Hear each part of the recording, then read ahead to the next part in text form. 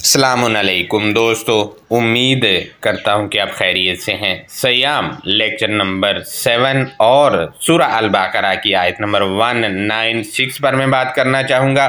इस आयत में सयामु और अल हज्जा और अल उम्राता और अल हदी, जिसका तर्जुमा ये लोग कुर्बानी करते हैं, इसको हम देखेंगे कि क्या ये वाकया ही कुर्बानी है। इसके साथ साथ तहलिकु रूसकुम, इसका तर्जुमा सर मंडवाने के मुतल्लिक ये लोग करते हैं। हम देखेंगे कि क्या ये ठीक तर्जुमा है या ठीक नहीं है। लिहाजा फिदियतुन और सदाकातिन का ये लोग तर्जुमा ही नहीं करते, इनका तर्जुमा आपसे शेयर करेंगे। और इसके साथ साथ इस आयत में सलासाती अय्यामिन भी मौजूद है, इसका तर्जुमा भी असूल के मुताबिक नहीं किया गया। और अशरातुन कामिला, इसका तर्जुमा भी असूल के मुताबिक नहीं किया गया बल्कि मुकम्मल 10 कर दिया गया, जबकि इसका तर्जुमा ये नहीं बनता। मज़ीद इस आयत में अल मस्जिदिल हराम भी मौजूद है, इसको हम देखेंगे कि ये क्या है, क्योंकि इसका तर्जुमा भी नहीं किया जाता। दोस्तों, इससे पहले सूरा अल बकरा की आयत नंबर 183 से 187 तक जो कि सयाम के सिलसिले की आयतें हैं, उन पर लेक्चर कर चुके हैं। वो यूट्यूब टाइमलाइन पर मौजूद है, वहां जाकर आप उनका जायज़ा ले सकते हैं। मैं आपसे मज़ीद ये शेयर करता चलूँ कि सूरा 2 की आयत नंबर 183 में सयामु और 2 ही की आयत नंबर 187 में सयामा और सयामी के साथ अल है, और सूरा 2 की आयत नंबर 196 में सयामिन और सयामू के साथ अल मौजूद नहीं है, लेकिन इनका मस्दर सयाम और अल जज़्उ एक है। जबकि सूरा अल बकरा में 184 में और 185 में मौजूद यसुम जो कि फ़ेल है और तसुमु ये भी फ़ेल है, इनका मस्दर सयाम से अलग है और ट्रंक रूट भी सयाम से अलग है। दोस्तों, सूरा अल बकरा की आयत नंबर 196 के मुख्तलिफ तराजुम मैंने पढ़े तो कुछ सवाल सामने आए, वो एक तालिब इल्म की हैसियत से मैं आपसे शेयर कर रहा हूँ। वो दोस्त जो इल्मी इस्तात रखते हैं वो जवाब देकर रहनुमाई कर सकते हैं। तर्जुमा मैंने स्क्रीन पर लगा दिया है, गौर करें। लिखा है, हज और उम्रे को अल्लाह के लिए पूरा करो। सवाल नंबर 1 है, सवाल ये है कि हज और उम्रा इनके मानी क्यों ना किए गए। सवाल नंबर 1 का पॉइंट नंबर 1 है, आयत में मौजूद अल हज्जा और अल उम्राता तो अल के साथ है, जो चीख चीख कर बता रहा है कि ये ख़ास हज्जा और ख़ास उम्राता है। ये बता रहा है कि हज और उम्रा और भी हो रहा है, लेकिन ये वो वाला नहीं है। जो हो रहा है वो आम है, ख़ास नहीं है, लेकिन जो आयत में है वो ख़ास है। इसको मरवजा वाला कैसे बना लिया भला। सवाल नंबर 1 का पॉइंट नंबर 2 है, लिखा है अल हज्जा और अल उम्राता को पूरा करो। इस पर सवाल ये है कि क्या रसूल अल्लाह और उनके साथी, तारीख़ को मद्देनज़र रख के ये मैं बात कर रहा हूँ कि उनके साथी अल हज्जा वल उम्राता अधूरा करते थे या अधूरा छोड़ कर चले जाते थे, या आज के दौर में मरवजा वाले हज पर जाने वाले और उम्रा पर जाने वाले इसको अधूरा छोड़ कर आते हैं, जो ये कहना पड़ा कि अल हज्जा वल उम्राता को पूरा करो। मज़ीद हम आगे बढ़ते हैं तो तर्जुमा देखें, इसमें लिखा है, हाँ अगर तुम रोक लिए जाओ तो जो कुर्बानी में यस्सर हो इसे कर डालो।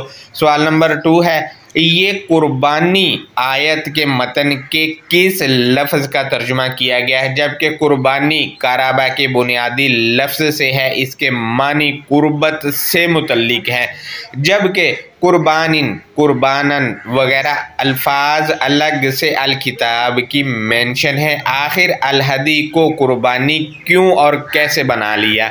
सवाल नंबर 2 का पॉइंट नंबर 2 है, आयत के मुताबिक तो अगर अल हदी कुर्बानी है तो जो उम्रा हो रहा है इसमें भी कुर्बानी होगी, क्योंकि आयत के मरवजा तर्जुमा में लिखा है हज और उम्रा को मुकम्मल करो।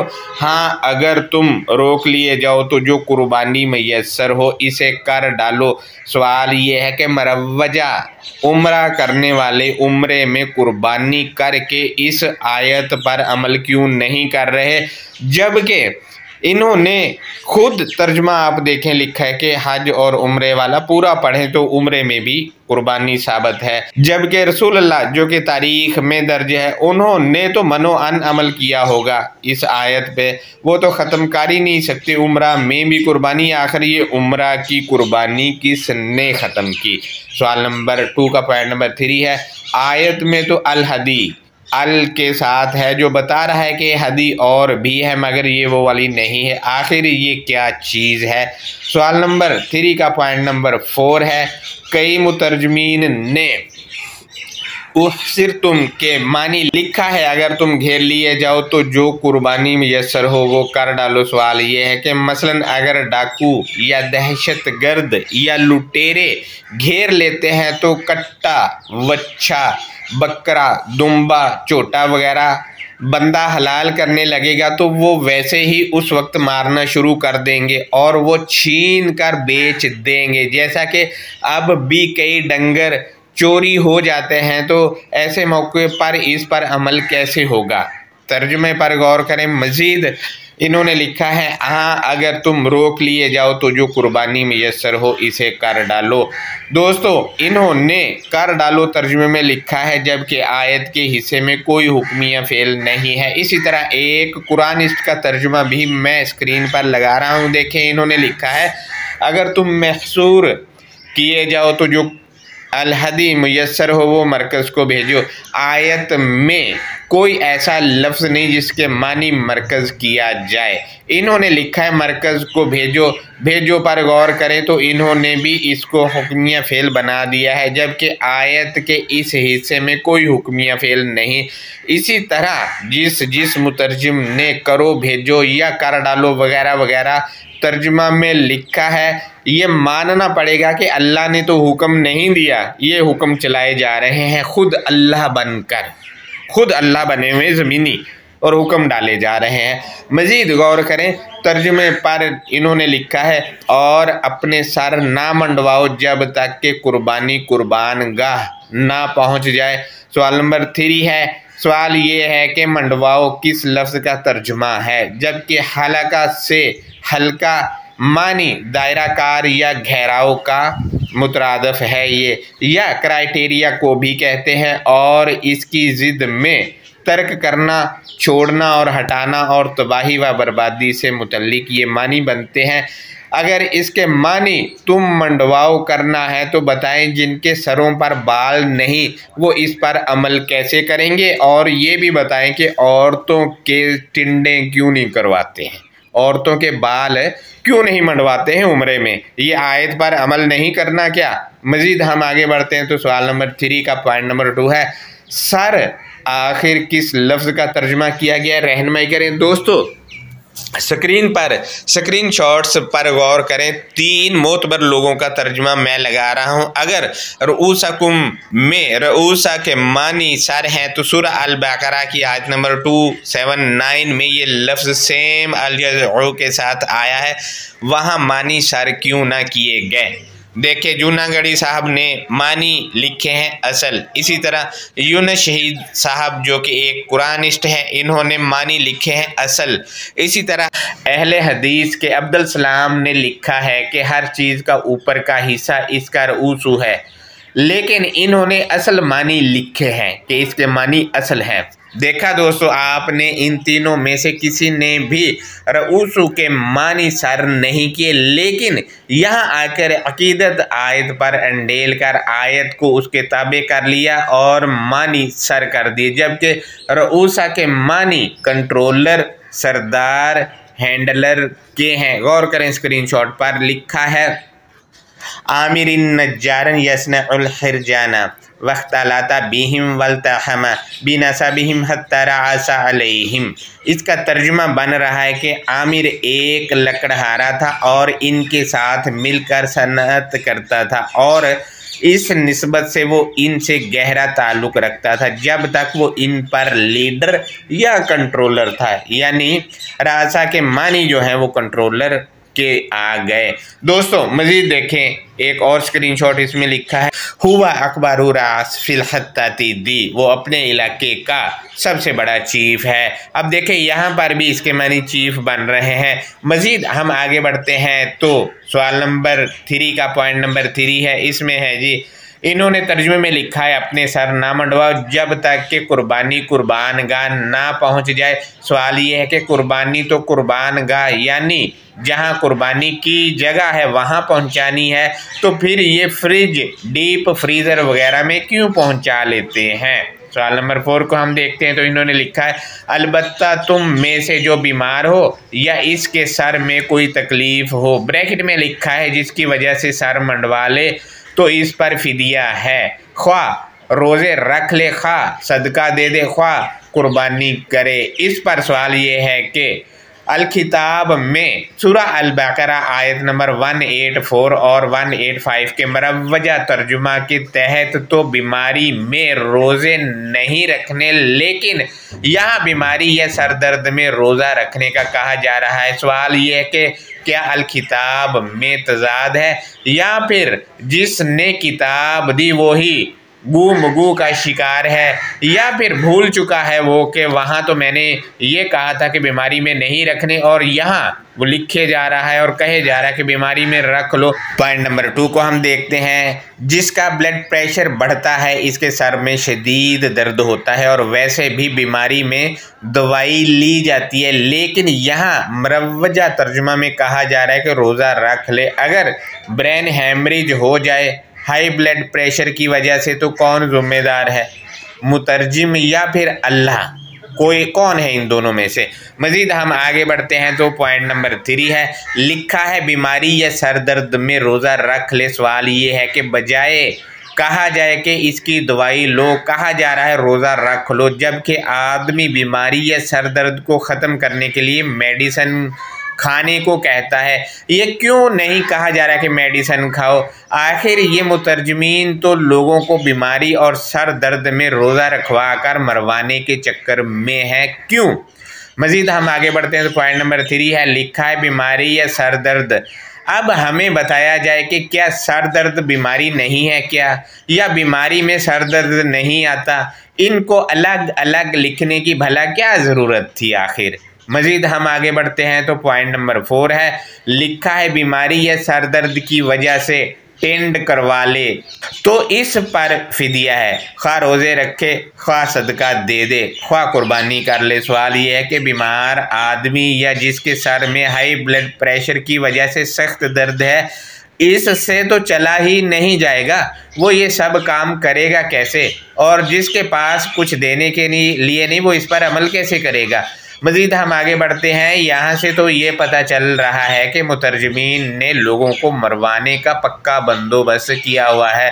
हम हुकूमत से अपील करते हैं कि जिसने ऐसे तराजम किए हैं इनको पकड़ा जाए और इनको सख्त सज़ा दी जाए। हम इंसानी फलाही तंजीमों से भी यही इल्तिजा करते हैं कि इनको पकड़े, ये इंसान दुश्मन है मुतरजमीन, और इनके तराजम पर भी पाबंदी लगाए जाए। मज़ीद इन्होंने लिखा है, सवाल नंबर 5 है, बस जब तुम अमन की हालत में हो जाओ तो जो शख्स उम्रे से लेकर हज तक तमत्ता करे, बस इसे जो कुर्बानी मुयस्सर हो इसे कर डाले।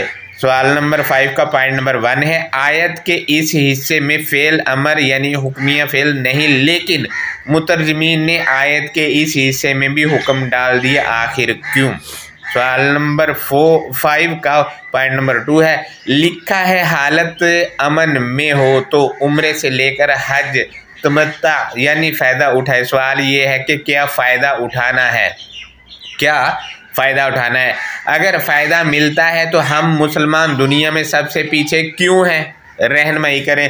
पॉइंट नंबर 3 है, मजीद लिखा है जो कुर्बानी मैसर आए कर डाले। सवाल ये है कि कुर्बानी किस लफ्ज़ का तर्जुमा किया गया है, जबकि आयत में लफ्ज़ अलहदी आया है, इसको कुर्बानी क्यों बना दिया, और उम्रे में कुर्बानी क्यों नहीं करते, जबकि इस आयत के मुताबिक तो उम्रे में भी कुर्बानी करनी है।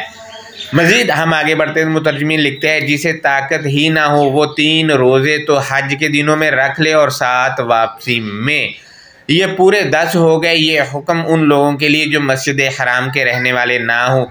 पॉइंट नंबर 1 है सवाल नंबर 6 का, इन्होंने लिखा है कि वो 3 रोज़े हज के दिनों में रख ले। सवाल ये है कि आयत में कोई भी ऐसा लफ्ज़ नहीं जिसके मानी हज के दिनों कर लिए जाएं, और इन्होंने तर्जुमे में ये डाल दिया। उसकी वजह यह है कि अकीदा बना हुआ है। इसके बरक्स सलासाती अय्यामिन आया है आयत में, जो कि मज़ाफ़ और मज़ाफ़ अलैहि है, यानी मरकबे अज़ाफ़ी है। इसके मानी 3 दिन कर दिए, जबकि ग्रामर के असूल के तहत जब मज़ाफ़ और मज़ाफ़ अलैहि इस्म आते हैं तो दोनों इस्मों के दरमियान के, का, की, को तर्जुमे में लगाया जाता है, लेकिन इन्होंने नहीं लगाया।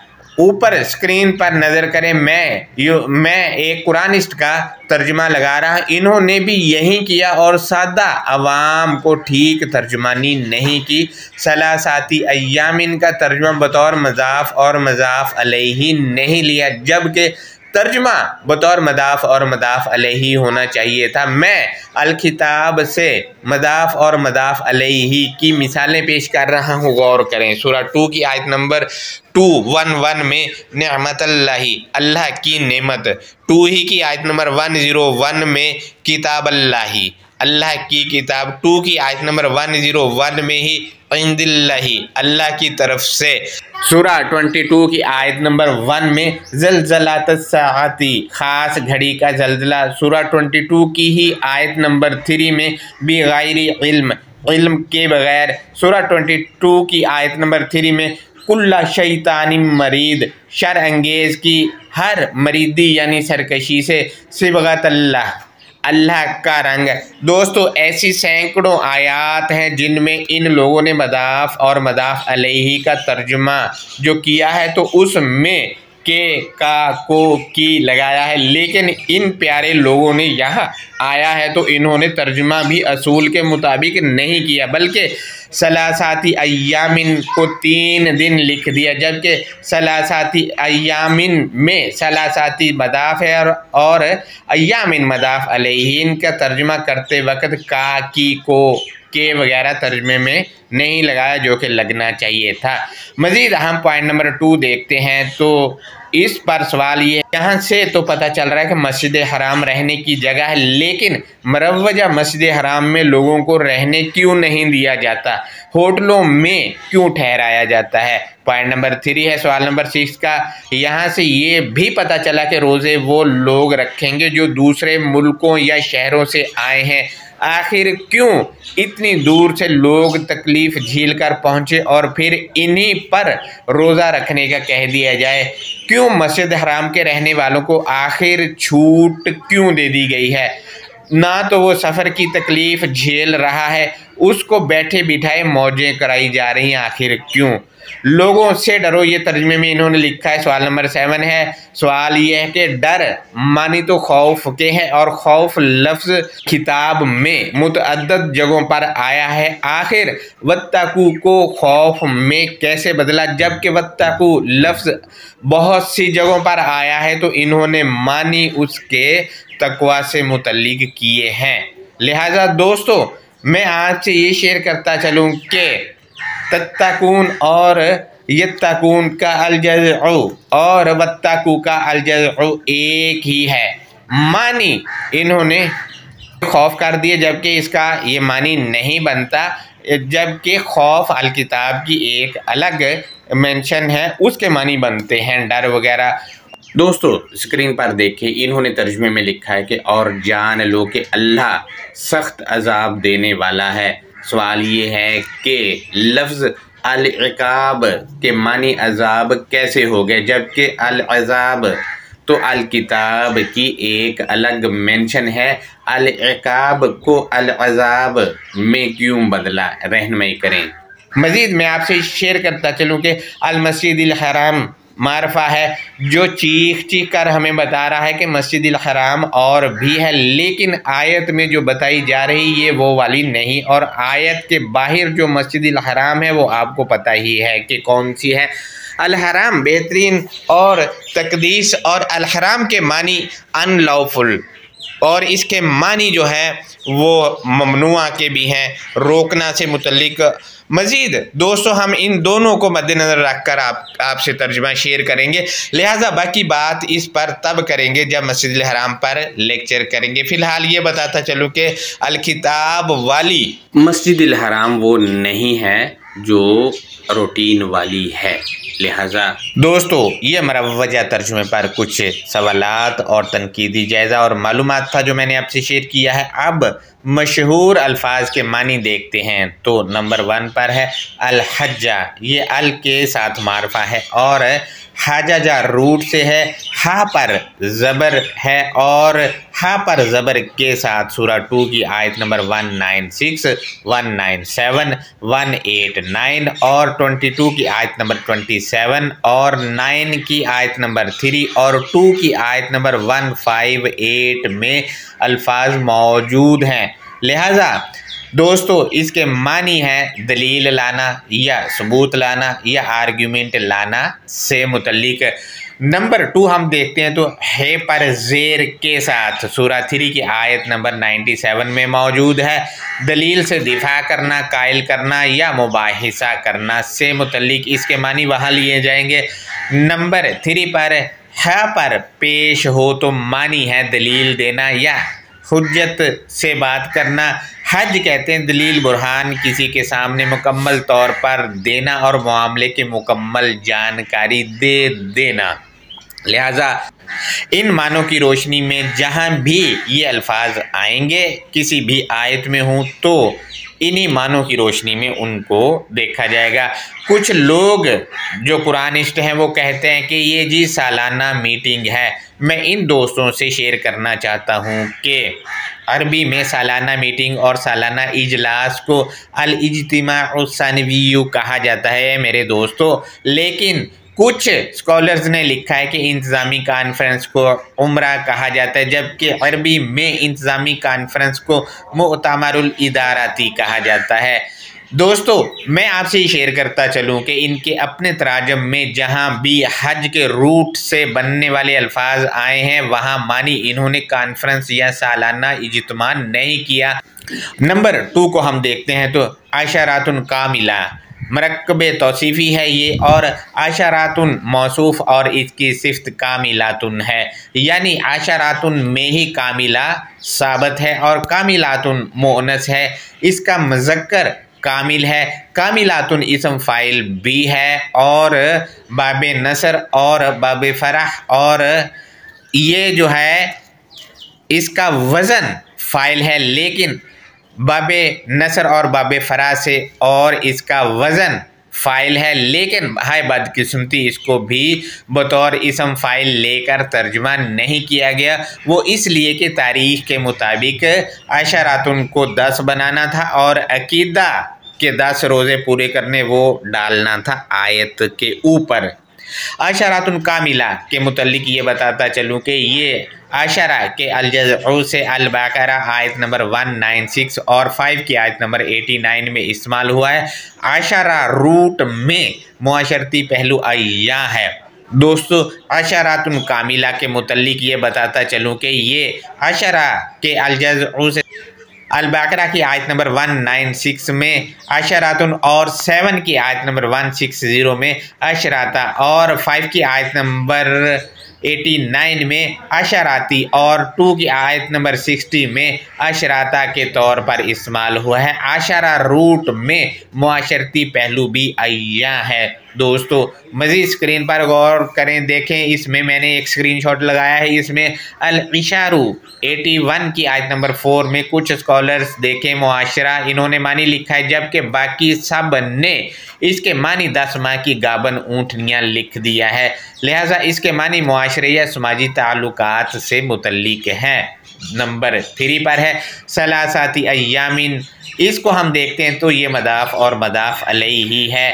इसके मानी 3 दिन कर दिए, जबकि ग्रामर के असूल के तहत जब मदाफ और मदाफ अलैहि आता है तो दोनों इसमों के दरमियान के का की को तर्जुमे में लगाया जाता है, जैसा कि मैं ऊपर तफसील आपसे शेयर कर चुका हूँ। लिहाजा इसके मानी है तीसरी जमात के औकातकार या तीसरी जमात का टाइम पीरियड या तीसरी जमात के दौरानिए के।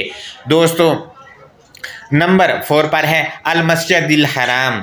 ये मरकब तौसीफ़ी अल मस्जिदी मारफा की सूरत में मौसूफ है और अल हराम मारफा की सूरत में सिफ्त है। अल मस्जिदी साजादा से है। साजादा के मानी जो अल किताब तय करती है वो है मानना। सूरा 84 की आयत नंबर 21 में यसजुदून, इसकी ज़िद 22 में युकज़्ज़िबून आया। युकज़्ज़िबून कहते हैं वो झुटलाते हैं और यसजुदून के मानी खुद ही तय हो जाते हैं, वो मानते हैं। लिहाजा मस्जिद मानने की जगह। इसके अलावा भी इसके मानी यहाँ से अखज़ होते हैं, लेकिन इस आयत के मुताबिक यही मानी लगेंगे जो मैंने आपसे शेयर किए हैं।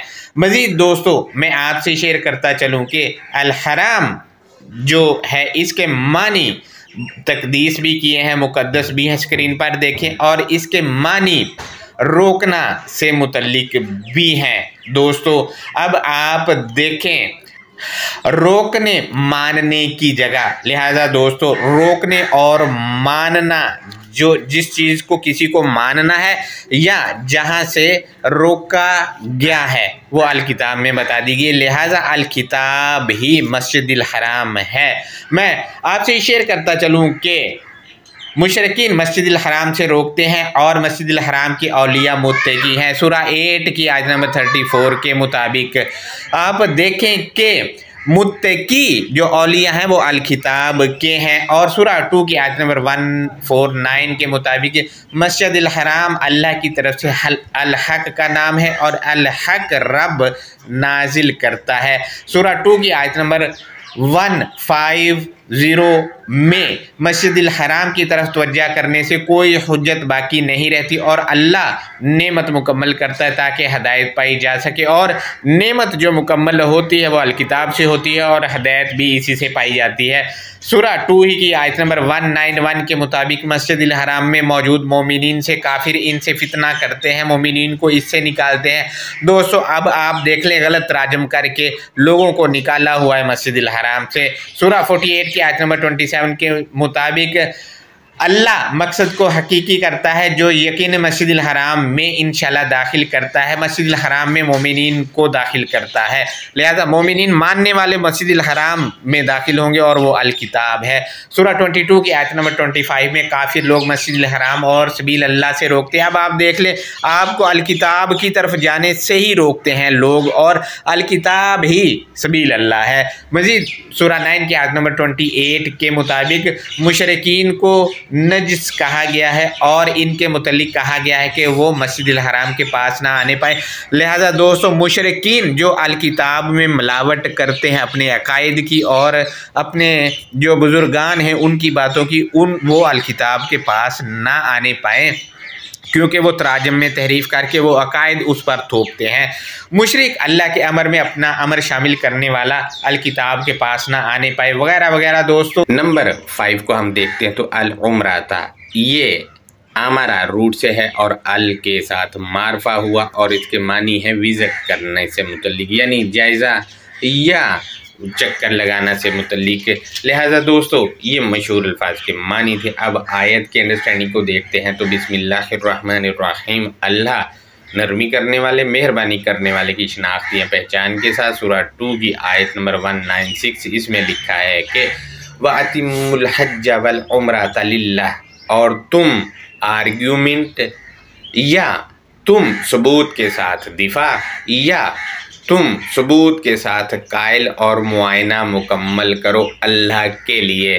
दोस्तों ये आर्ग्यूमेंट या दिफा के लिए आर्ग्यूमेंट, सबूत के साथ कायल होना, ये सब अल किताब में दर्ज है। अल किताब में आप भी जाके कायल हो सकते हैं, मैं भी हो सकता हूँ, और फिर इन्हीं को लेकर दूसरे के आगे पेश करके उसको भी कायल किया जा सकता है। वो पढ़ेगा तो खुद ही कायल हो जाएगा।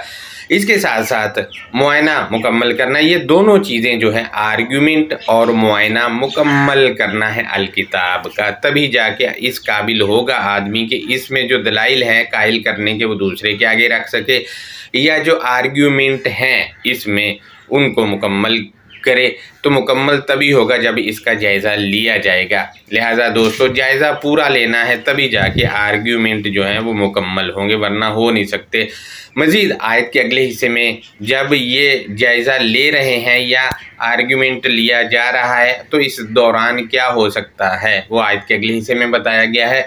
फ़इन उहसिरतुम फमस्तैसरा मिनल हदी, फिर अगरचा कि तुम्हें रोक दिया गया फिर जो वो मुयस्सर था तोहफ़ा हदायत से। दोस्तों आज भी अलकिताब से दलाइल लाने वालों को रोका जा रहा है। जो वो अलकिताब से तोहफ़ा हदायत दे रहे हैं, इससे आज भी आप अलकिताब की ख़ास तालीमात के सामने देखे रुकावटें खड़ी की गई हैं। और तारीख़ का मुतालिया करें तो रसूल अल्लाह जो कि तारीख़ में दर्ज हैं उनको हिजरत करना पड़ी इस सिलसिले में, जब कुरानी तालीमात को ना मानने वालों और इन तालीमात की मुखालफत करने वालों ने उन पर चढ़ाई की थी। लिहाजा आज भी आप देख लें कि यहाँ जो लिखा है, फिर अगरचा कि तुम्हें रोक दिया गया, आज भी रोका जा रहा है। घर वाले रोक देते हैं, रोकते हैं वो, फिर जो वो मुयस्सर था तोहफ़ा हदाई से।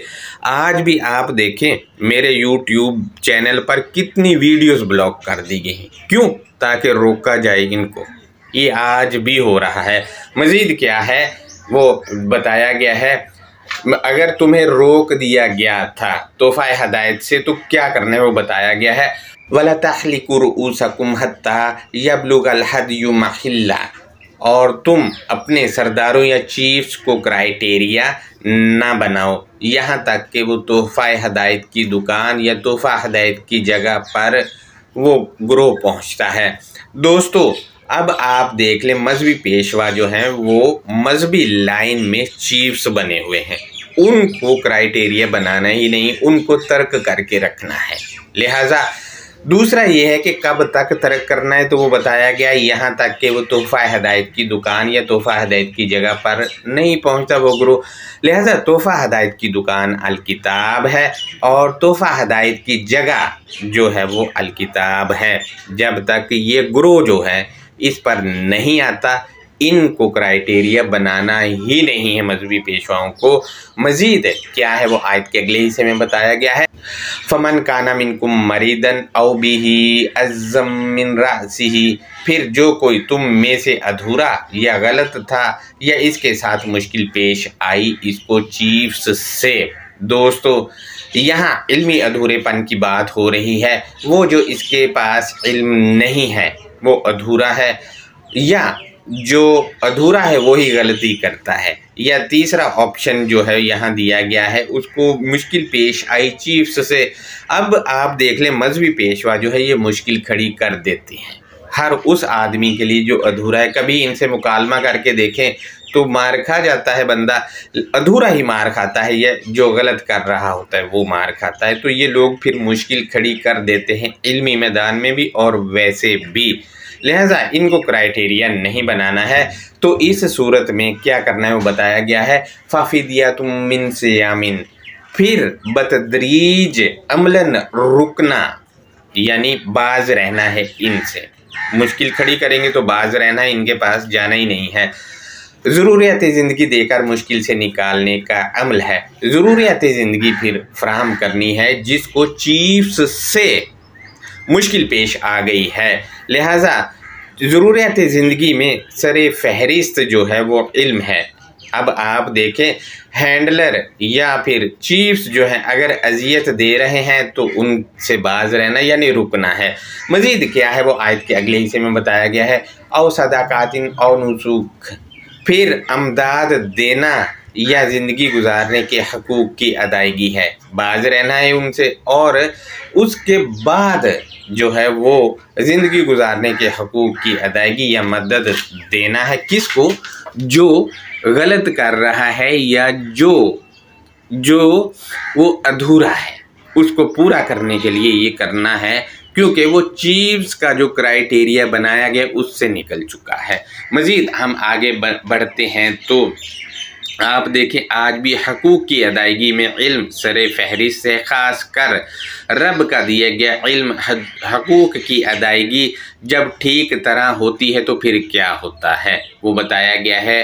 फ़इज़ा आमिन तुम, बस तब तुम पुरसकून हो, यानी हकूक़ की अदायगी अगर आप कर रहे हैं तो आप पुरसकून हैं, अगर नहीं कर रहे तो सुकून नहीं होगा। मज़ीद जब पुरसकून हो तो उसके बाद का प्रोसेस क्या है वो बताया गया आयत के अगले हिस्से में।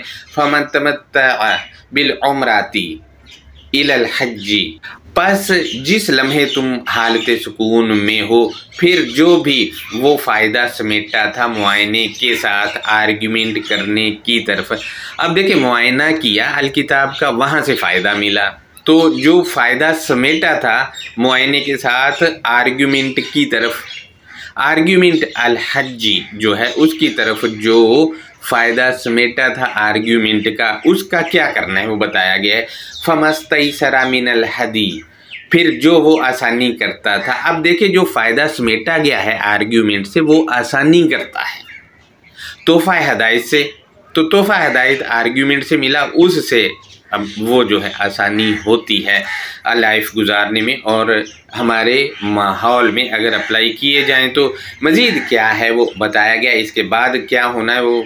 फ़मन लम यजिद, फिर जो कोई वो हासिल नहीं कर पाता तोहफ़ा हिदायत, तो दोस्तों अब आप देखें अधूरे या गलत करने वाला तोहफ़ा हिदायत नहीं हासिल कर पाता तो इसने क्या करना है वो बताया गया आयत के अगले हिस्से में, ये कह कर के फ़सियामु सलासाति अय्यामिन फ़िल हज्जी, तो बतदरीज रुकना आर्ग्यूमेंट के साथ बतौर तीसरी जमात के टाइम पीरियड से।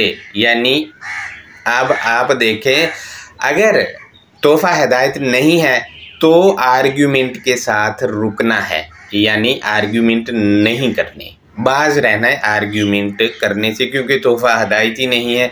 अगर उसके बावजूद भी करेगा तो गलत बयानी ही करेगा, क्योंकि अधूरा या गलत करने वाला वो या तो अधूरा बता रहा होगा या फिर गलत बता रहा होगा। मज़ीद तीसरी जमात जो है वो है जो आर्ग्यूमेंट कर रही है, उन के आर्ग्यूमेंट करने तक रुकना है। वो आर्ग्यूमेंट करेंगे, उनसे सीखें, उसके बाद जो समझ आया वो उस पर डिस्कस हो सकती है। मज़ीद हम आगे बढ़ते हैं तो लिखा है आयत के अगले हिस्से में वसबअतिन इज़ा रजअतुम, और मुतअद्दद बार जिस लम्हे तुमने पलट कर रजू किया। अब देखिए गलत कर रहे हैं या अधूरे हैं तो मुतअद्दद बार पलट कर रजू करना है, इसलिए ताकि तोहफ़ा हिदायत हासिल कर सके, आर्ग्यूमेंट के मुतल्लिक कुछ हासिल कर सके। मज़ीद क्या है वो आयत के अगले हिस्से में बताया गया है। तिल का अशरातुन कामिला, वो समाजी या मुआशरती ताल्लुकात को मुकम्मल करने वाला है, यानी जो रुकेगा वो तोहफ़ा हिदायत पालेगा तो वो समाजी और मुआशरती ताल्लुकात है वो मुकम्मल करेगा। उसकी वजह ये कि इससे समाजी और मुआशरती ताल्लुकात मिलेंगे कि कैसे लेकर चलना है आर्ग्यूमेंट को और कैसे नहीं लेकर चलना। मज़ीद आयत के अगले हिस्से में है बताया गया है, लिखा लिमन लम यकुन अहलुहु हादिरिल मस्जिदिल हराम, मज़कूरा बाला इसके लिए है जो वो इसकी काबिलियत बेहतरीन मानने की जगह के अंदर दाखिल होने वाला हरगज़ भी नहीं।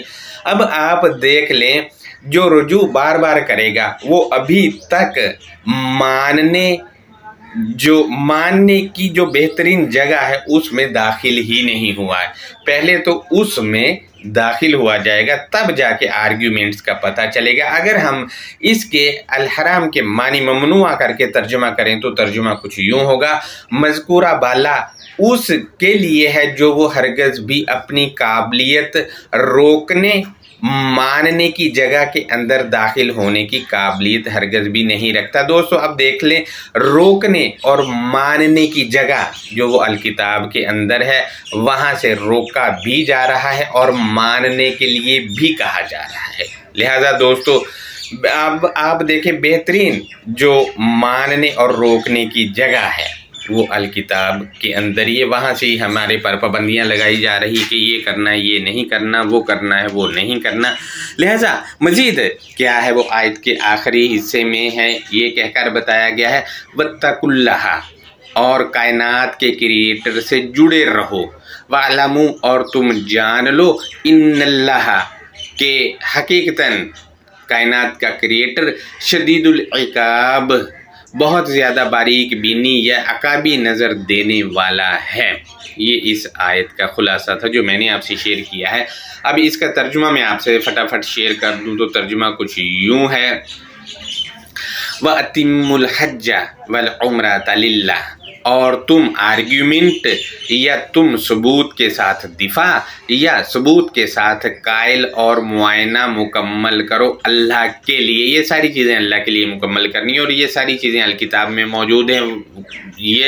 ये प्रोसेस बताया जा रहा है मुकम्मल करने का। वो आयत के अगले हिस्से में है, फ़ाइन उसिरतुम फ़मस्तैसरा मिनल हदी, फिर अगरचा कि तुम्हें रोक दिया गया फिर जो वो मुयस्सर था तोहफ़ा हिदायत से। दोस्तों जो रोक दिया गया तो उसके बाद क्या करना है वो बताया गया है, वला तहलिकु रुऊसकुम हत्ता यबलुगल हदयु महिल्ला, और तुम अपने सरदारों या चीफ्स को क्राइटेरिया ना बनाओ यहाँ तक कि वो तोहफ़ा हिदायत की दुकान या तोहफ़ा हिदायत की जगह पर पहुँचता है वो ग्रोह। दोस्तों तोहफ़ा हिदायत तक वो नहीं पहुँचे तो उनको क्राइटेरिया बनाने नहीं, और तोहफ़ा हिदायत की दुकान अलकिताब है। मज़ीद हम आयत के अगले हिस्से में देखते हैं, फमन खाना मिनकुम मरीदन औ बिही अज़म मिन रासिही, फिर जो कोई तुम में से अधूरा या गलत था या इसके साथ मुश्किल पेश आई इसको चीफ्स से, यहाँ इल्मी अधूरेपन की बात हो रही, मज़ीद चीफ से मुश्किल पैदा हुई तो फिर क्या है वो आज के अगले हिस्से में, फ़फ़िदियतुम मिन सियामिन, फिर बतदरीज अमलन रुकना, ज़रूरियत ज़िंदगी देकर मुश्किल से निकालने का अमल है। रुकना उन चीफ्स से है जो मुश्किल खड़ी कर रहे हैं, और जब उनसे बाज आना है तो फिर साथ साथ ये भी करना है, ज़रूरियत ज़िंदगी देकर मुश्किल से निकालने का अमल है जो उन्होंने खड़ा कर रखा है, उस मुश्किल से निकालना है। मज़ीद आयत के अगले हिस्से में है, औ सदाकातिन और नुसूक, या अमदाद देना या ज़िंदगी गुजारने के हकूक़ की अदायगी है। अब देखिए अमदाद इल्मी भी हो सकती है और दूसरी तरह भी हो सकती है, ज़िंदगी गुजारने के हकूक़ की अदायगी। अब ज़िंदगी गुजारने के हकूक़ जो हैं वो अदा करने हैं। मज़ीद क्या है, जब अदा होंगे तो फिर क्या होगा, फ़इज़ा आमिन तुम, बस तब तुम पुरसकून रहते हो। ये दोस्तों पुरसकून तभी बंदा रहेगा जब हकूक़ सही तरह अदा किए होंगे। जब मज़ीद क्या है आयत के अगले हिस्से में है वो, फ़मन तमत्ता बिल उम्रती इलल हज्जी, बस जब तुम हालत सुकून में हो फिर जो भी वो फ़ायदा समेटा था। अब देखिए फ़ायदा क्या था, वो फ़ायदा ये था कि हज और उम्रे के आर्गूमेंट मुकम्मल किए हैं तो फ़ायदा है, और ज़िंदगी गुजारने के हकूक़ जो है अगर वो अदा किए हैं तो उससे फ़ायदा मिलेगा। मज़ीद फ़मन तमत्ता बिल उम्रती इलल हज्जी, बस जिस लम्हे तुम हालत सुकून में हो फिर जो भी वो फ़ायदा समेटा था मुआयने के साथ जो अलकिताब का मुआयना किया उसके साथ जो फ़ायदा समेटा था आर्गुमेंट करने की तरफ है वो। मज़ीद फ़मस्तैसरा मिनल हदी, फिर जो वो आसानी करता था तोहफ़ा हिदायत से, जब जो तोहफ़ा आयतों से समेटा वो आसानी करता है और जिसने समेटा वो आसानी ही पैदा करेगा आदमी। मज़ीद हम देखते हैं आयत के अगले हिस्से में, फ़मन लम यजिद, फिर जो कोई वो हासिल नहीं कर पाता तोहफ़ा हिदायत तो उसने क्या करना है वो आज के अगले हिस्से में, फ़सियामु सलासाती अय्यामिन फ़िल हज्जी, तो बतदरीज रुकना है आर्ग्यूमेंट में बतौर तीसरी जमात के साथ टाइम पीरियड से मजीद हम देखते हैं अगली, वसबातिन इज़ा रजअतुम, और मुतअद्दद बार जिस लम्हे तुमने पलट कर रजू किया, जब रजू किया तो उसके साथ क्या होगा, तिलका आशरातुन कामिला, वो समाजी या मुआशरती ताल्लुकात को मुकम्मल करने वाला है। मजीद हम देखते हैं, ज़ालिका लिमन लम यकुन अहलुहु हादिरिल मस्जिदिल हराम, मज़कूरा बाला इसके लिए है जो वो इसकी काबिलियत बेहतरीन मानने की जगह के अंदर दाखिल होने वाला हरगज़ भी नहीं है। देखें दोस्तों, मजीद हम ममनुआ करके तर्जुमा करें तो तर्जुमा कुछ यूँ होगा, ज़ालिका लिमन लम यकुन अहलुहु हादिरिल मस्जिदिल हराम, मज़कूरा बाला इसके लिए है जो वो हरगज़ भी अपनी काबिलियत रोकने मानने की जगह के अंदर दाखिल होने की काबिलियत हरगज़ भी नहीं रखता है। मज़ीद हम देखते हैं आयत के अगले हिस्से में, वत्तकुल्लाह वअलमू, और कायनात के क्रिएटर से जुड़े रहो और जान रखो कि इन्नल्लाह शदीदुल इकाब, बेशक कायनात का क्रिएटर ज़्यादा बारीक बीनी या अकाबी नज़र देने वाला है। दोस्तों अब आप देख लें, मरवजा कोई चीज़ भी इसके अंदर नहीं है, लिहाजा आप ख़ुद भी बहुत अच्छा गौर व फिक्र कर सकते हैं, मुझसे अच्छा कर सकते हैं। लिहाजा ये लेक्चर था। अल्लाह हाफिज़, अपना बहुत ज़्यादा ख्याल रखें।